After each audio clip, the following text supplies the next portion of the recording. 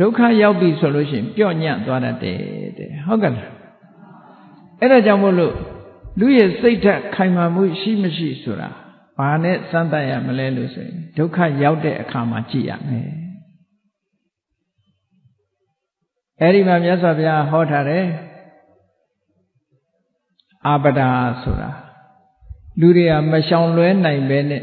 ကြုံတွေ့ရတဲ့ဒုက္ခတွေရှိတယ်။ဘာတွေလဲလို့ဆိုရင်ဘောဂပြဿနာစီးစိမ်ဥစ္စာတွေပျက်စီးတယ်အယောင်းဝယ်လုပ်တဲ့အခါမှာငွေတွေဘယ်လောက်ဆုံးသွားတယ်အယောင်းဝယ်လုပ်တဲ့လူတွေဒါကြုံမှုမှာနော်အဲ့ဒီလိုအချိန်မှာစိတ်ဓာတ်ကြံ့ခိုင်မှုမရှိလို့ရှင်သွားရောအဲ့ဒီပုဂ္ဂိုလ်ธรรมะဆိုတဲ့စိတ်ဓာတ်ကြံ့ခိုင်မှုမရှိရင်သွားပို့ပြီးတော့စီးပွားရေးတွေပျက်စီးသွားဘောဂပြဿနာပြဿနာတရား၅ပါးတဲ့ကဘောဂပြဿနာပစ္စည်းဥစ္စာ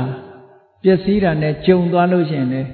ဒီလူဟာစိတ်ဓာတ်ဘယ်လောက်ထိအောင်ကြံ့ခိုင်တယ်ဆိုတာအကဲခတ်လို့ရသွားပြီကြံ့ခိုင်တယ်မကြံ့ခိုင်ဘူးသိနိုင်တယ်နောက်တစ်ခုကဘာလို့ဆိုရင်ညာတိပြဿနာဆွေတွေမျိုးတွေကပျက်စီးသွားဆွေတွေမျိုးတွေသေဆုံးတယ်ပျက်စီးတယ်ဆိုလို့ရှိရင်စိတ်ဓာတ်ကြံ့ခိုင်မှုဘယ်လောက်ရှိတယ်လဲစိတ်ဓာတ်မကြံ့ခိုင်တဲ့ပုဂ္ဂိုလ်ဟာပြိုလဲသွားတာပဲအဲ့ချိန်ဟောဒါတွေကလူတွေဟာလူလောကမှာနေနေတဲ့ကြတဲ့ပုဂ္ဂိုလ်တွေညာတိပြဿနာဆိုတာကြုံရတာကြီးပဲမဟုတ်လား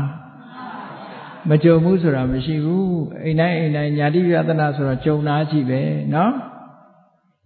ဆွေတွေမျိုးတွေကနေပြီးတော့ပျက်စီးဆုံးရှုံးသွားတာတွေကြုံပြီ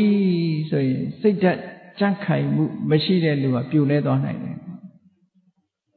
အဲ့ဒါကိုပြောတာစိတ်ဓာတ်ကြံ့ခိုင်မှုရှိမရှိအဲ့ဒီအချိန်မှာသိတာ